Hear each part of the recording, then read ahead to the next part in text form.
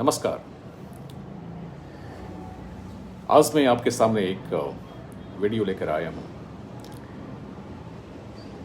जिसका टॉपिक है सब सही है, सिर्फ चेतना की भिन्नता है। मतलब कोई भी व्यक्ति दिल से बुरा नहीं होता, उसकी चेतना के अनुसार जो लगता है उसे सही लगता है। अगर इस बात को हम समझ लें तो दो व्यक्ति के बीच में कभी आपस में मनमुटाव ना हो, झगड़ा ना हो, और इतने जो क्लेश हो रहे हैं आपस में वो खत्म हो जाएंगे। इसके कुछ एग्जाम्पल्स देंगे हम आपको और आपको बताएंगे कि कैसे हम जब सिर्फ जान जाते हैं कि सब कुछ सही है, सिर्फ चेतना की भिन्नता है, तो उस एग्जाम्पल से आप जीवन में बहुत सारे तनाव को आप दूर कर पाएंगे और आगे इससे बच पाएंगे। सबसे बड़ा तथ्य है, सच जो है वो यह है कि समय कुछ भी नहीं होता। समय एक सबसे बड़ा भ्रम है, ये आइंस्टीन ने कहा था। क्योंकि समय हम कैसे डिफाइन करते हैं?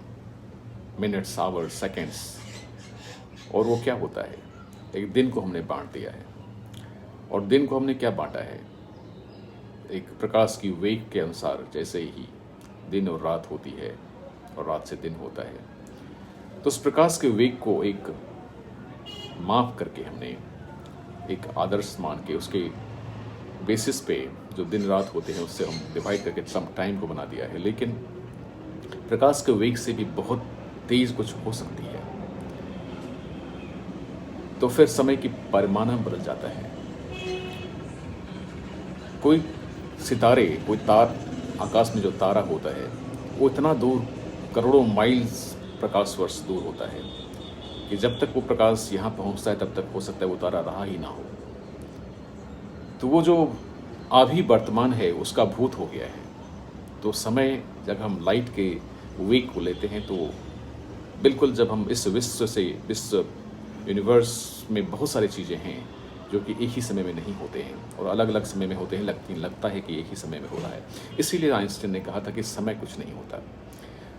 तो जो भी हो रहा है वो अभी इस समय हो रहा है।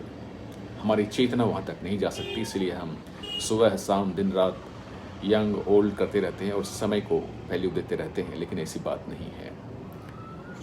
गीता में यह भी कहा गया है कि अगर आप कुछ भी सोच भी सकते हैं वो इसीलिए कि वो अभी मौजूद है, कोई फ्यूचर नहीं होता। तो इसको जहम करना, हजम करना मुश्किल है, लेकिन इस बात के सच को जो समझ लेता है उसे फिर तनाव नहीं होता। वो हर वक्त इस समय करता है, वो हर चीज़ इस समय समझता है और करता है कि अभी हो रहा है। और जब हम मन से किसी चीज़ को समझ लेते हैं, फील कर लेते हैं, देख लेते हैं, महसूस कर सकते हैं, इसका मतलब है कि वो अभी हो चुका है। लेकिन अगर हम उसको असंभव समझते हैं, कभी नहीं हो सकता, समय लगेगा, तो रियली में उस समय उतना ही समय लगता है जितना हम उसे देते हैं। तो समय हम जितना देते हैं उतना लगता है। अब यह हमारे ऊपर डिपेंड करता है कि हम कितना समय मांगते हैं। दूसरा है, जैसे आपको बहुत व्यक्ति को लगता होगा ना कि जो दिन रात होती है, सुबह शाम होता है, कि सन आया, ऊपर से आया और पीछे चला गया, सबको यही लगता है ना। लेकिन क्या ये सच है? ऐसा नहीं है। पृथ्वी सूर्य की तरफ जाती है और सूर्य से दूर चली जाती है। मतलब हम सूर्य की तरफ आते हैं और सूर्य से दूर चले जाते हैं। सूर्य हमारे वो कोई क्षितिज में उगता नहीं है और हमारे ऊपर आके पीछे नहीं चला जाता। सूर्य का अस्त नहीं होता, बल्कि हम उससे दूर हो जाते हैं और हम उसके समीप आ जाते हैं। कितने व्यक्ति जानते तो हैं, लेकिन हम ये जानते हुए भी समझ नहीं सकते, क्योंकि जो सामान्य लोग समझते हैं वैसा हम भी समझते हैं, लेकिन ऐसा नहीं है। इसी तरह से बहुत सारी बातें जीवन में होती हैं जो लगती हैं कुछ और लेकिन होती हैं कुछ और। जैसे आपको कुछ आसमान का रंग ब्लू दिखता है, तो आपको पता है किसी भी चीज़ का रंग ब्लू इसलिए होता है कि उसके अंदर सब कलर है लेकिन ब्लू ही नहीं है। आसमान में सारे कलर्स हैं लेकिन ब्लू नहीं है, वो ब्लू कलर को लौटा देता है हमारे पास। कोई कलर आपको रेड दिखता है तो उसमें सारे कलर्स हैं लेकिन रेड नहीं है, रेड कलर हमारे पास वो लौटा देता है, इसलिए रेड दिखता है। तो कोई कलर तभी दिखता है जब वो वापस हमारे पास आ जाता है और वो सारे कलर्स को और सोख लेता है। इसी तरह से बहुत सारी चीज़ें हैं जो लगती हैं हमें वैसे, लेकिन होती नहीं है वैसे। जैसे आपको कहें, बहुत सारी चीज़ें हैं, आपको सुनाई दी तो मौजूद है, नहीं सुनाई दिया तो मौजूद नहीं है। आपको पता है कि सुनाई देने का जो फ्रीक्वेंसी रेंज है, जो ह्यूमन रेंज है, वो 20 हर्ट्ज टू 20,000 हर्ट्ज है। उससे नीचे फ्रीक्वेंसी की कुछ आवाज़ होती है तो हम नहीं सुन सकते। जैसे हाथी जो है 20 हर्ट्ज के नीचे की आवाज़ को सुन लेता है और 8 किलोमीटर दूर तक भी अपने पार्टनर से बात कर सकता है उस साउंड को निकाल करके, आपको पता भी नहीं है। कुत्ते जो है 20,000 हर्ट्ज से ऊपर की सुन लेते हैं, और जो भूकंप का जो झटका होता है, जो फ्रिक्वेंसी होती है, वो सुन के वो चिल्लाने लगते हैं, हम समझ भी नहीं पाते। तो बहुत सारी चीज़ें होती हैं कि हमें लगता है कि नहीं है, लेकिन वो होता है क्योंकि हमारी फ्रिक्वेंसी रेंज से ही बाहर है। प्रकाश की जो फ्रिक्वेंसी होती है, इंफ्रारेड और अल्ट्रा फ्रिक्वेंसी जो होती है, वो उस रेंज में होती है, इसलिए हम देख नहीं सकते। तो बहुत सारी चीज़ें होती हैं उस रेंज में होती है।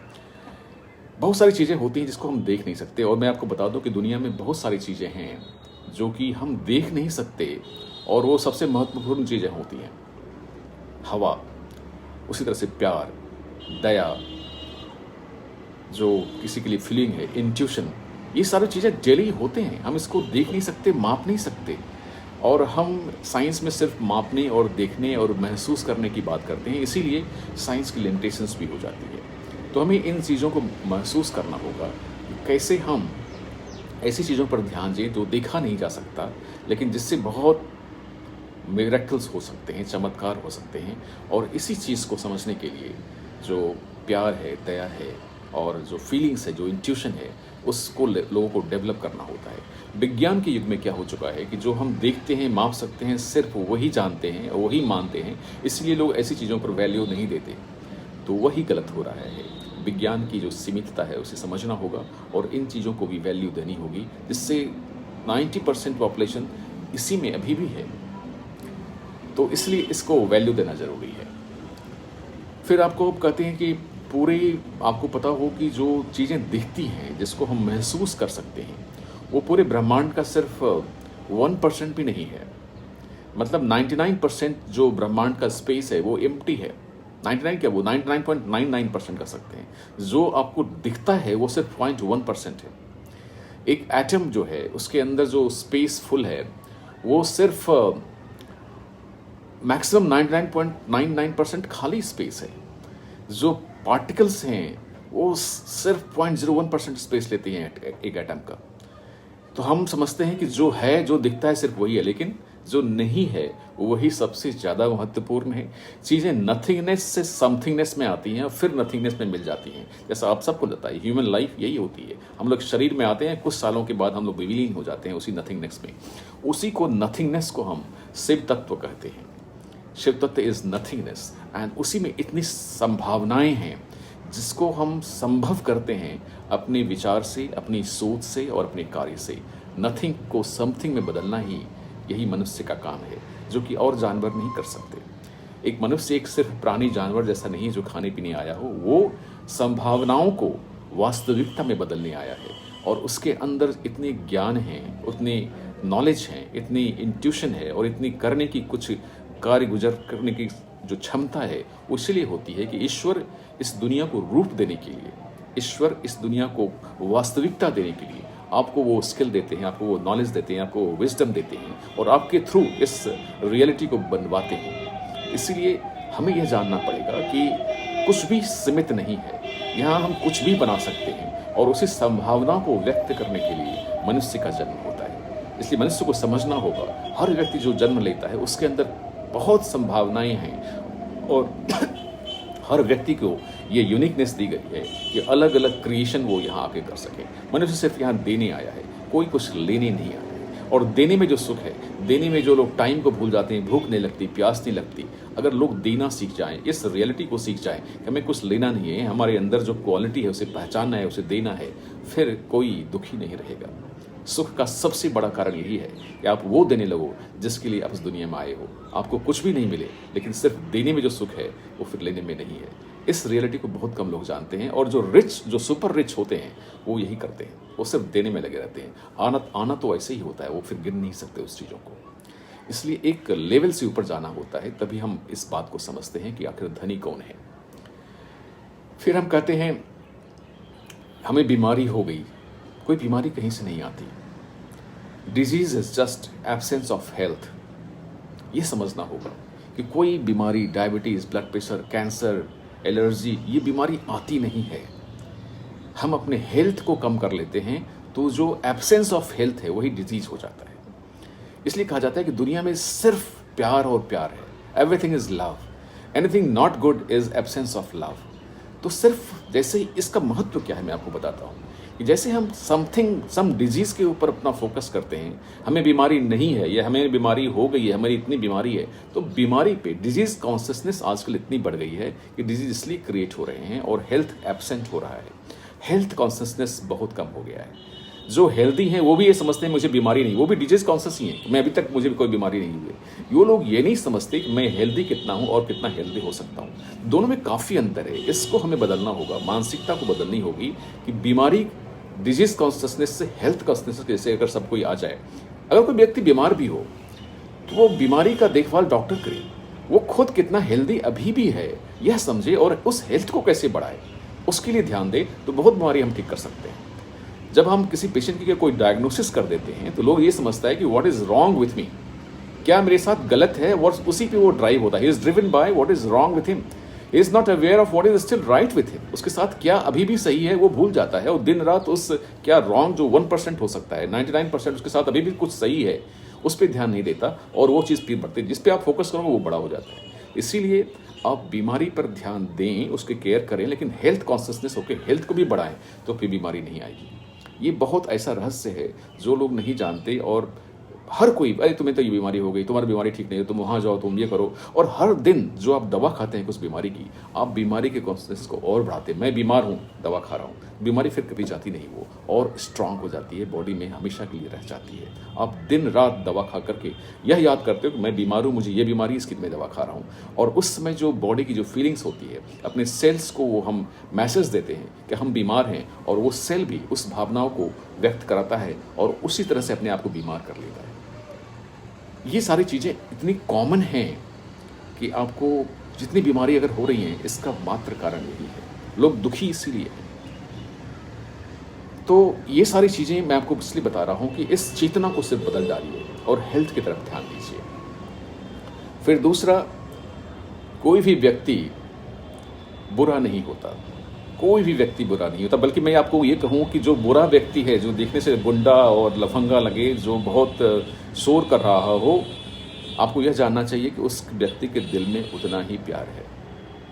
ये बहुत बड़ा रहस्य है। जो व्यक्ति प्यार से मतलब उसको धोखा आता है, उसको अगर लगता है कि मुझे किसी ने धोखा दिया, तो सत्य के पीछे वो इतना पागल हो जाता है कि कुछ भी करने के लिए वो करना तैयार हो जाता है। किसी का मर्डर भी कर देगा, किसी का एक्सीडेंट भी कर देगा, अपने आप को हार्म कर लेगा, चिल्लाएगा।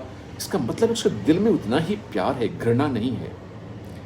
आपको ये समझना होगा कि उस व्यक्ति की चेतना अलग है, वो व्यक्ति सत्य को अलग ढंग से देख रहा है।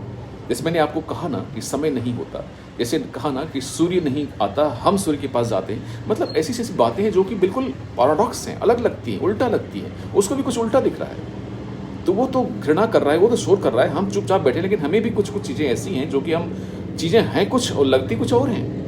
तो इस ज्ञान को जब हम समझ जाते हैं तब हम यह जानते हैं कि कोई व्यक्ति बुरा नहीं होता, सिर्फ ज्ञान और चेतना की कमी के कारण से कोई व्यक्ति बुरा होता है। दिल से हर कोई अच्छा होता है, और जब इस बात को आप जानते हैं, समझ लेंगे, तो हर व्यक्ति को आप इस दृष्टि से देखेंगे, यह बुरा इसलिए कर रहा है जो मुझे बुरा लग रहा है, कि ये चीज़ वो ज्ञान नहीं जान रहा है जो मैं जान रहा हूँ, वो इसे वो अनुभव नहीं है जो मुझे अनुभव है। इसलिए आपको इरिटेट होने की, आपको क्रिटिसाइज करने की उसे ज़रूरत नहीं है। कोई व्यक्ति रिच है इसलिए कि उसे उस तरह की अपॉर्चुनिटी मिली, उसके साथ विद्या मिली, उसके माता पिता ऐसे थे। अगर दूसरा व्यक्ति जो रिच नहीं है, उसे भी शायद वो ज्ञान नहीं मिला, वो चेतना नहीं मिली, वो साधन नहीं मिले, इसलिए वो पुअर है, तो उसकी गलती नहीं है।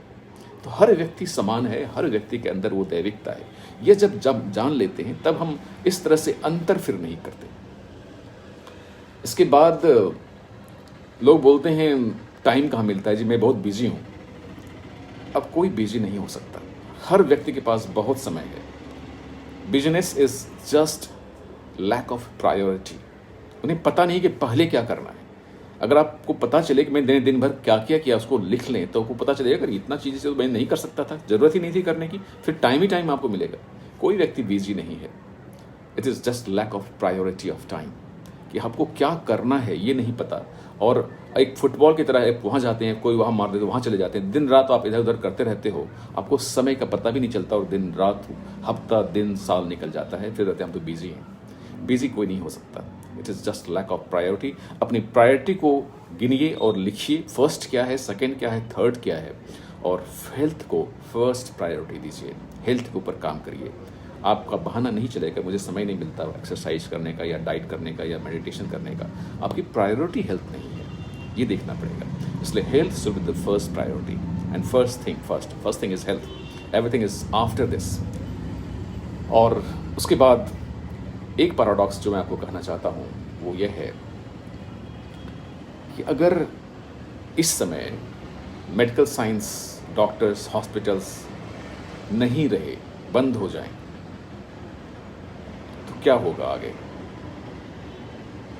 हाँ, ऐसा है, बहुत लोग जो हैं दवाइयों पर डिपेंडेंट हैं, मे बी 10%, लेकिन 90% बीमार इसीलिए हो रहे हैं कि बीमार होंगे तो डॉक्टर है ना, पैसा है ना, इंश्योरेंस है ना, वहाँ चले जाएंगे।